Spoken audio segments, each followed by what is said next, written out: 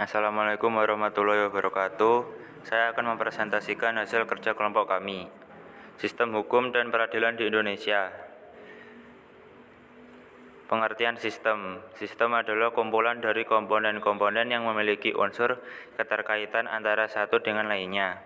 Sekelompok komponen dikaitkan menjadi satu untuk mencapai tujuan tertentu. Unsur-unsur sistem. Objek.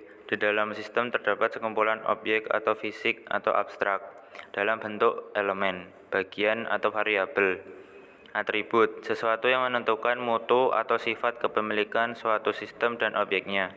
Hubungan internal, setiap elemen saling terkait menjadi satu kesatuan.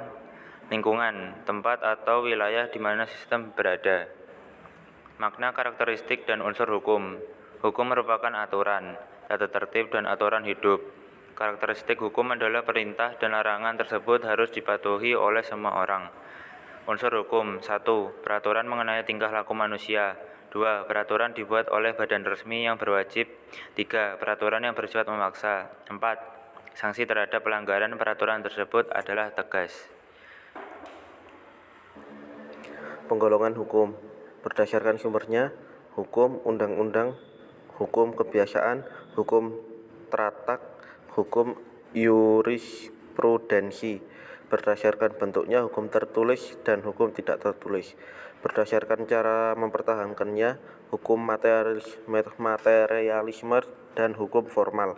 Berdasarkan sifatnya, hukum yang memaksa, hukum yang mengatur. Berdasarkan tempat berlakunya, hukum nasional, hukum internasional, hukum asing, hukum gereja. Berdasarkan waktu berlakunya, lus constitutum, hukum positif, dan lus constituendum, hukum negatif. Berdasarkan wujudnya, hukum objektif dan hukum subjektif. Berdasarkan isinya, hukum publik dan hukum privat. Tujuan hukum. 1. Teori etis.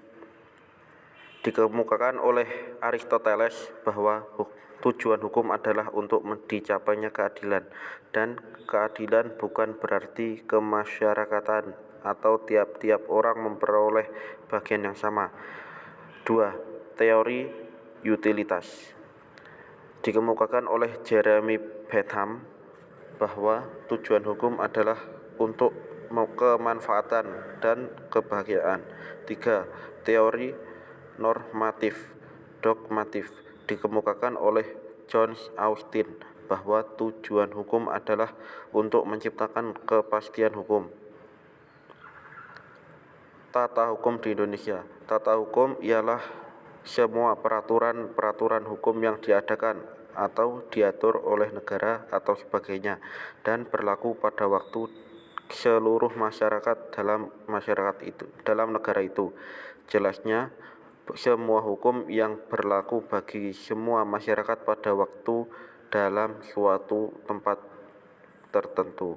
Tata hukum di Indonesia ditetapkan oleh masyarakat hukum Indonesia, ditetapkan oleh negara Indonesia.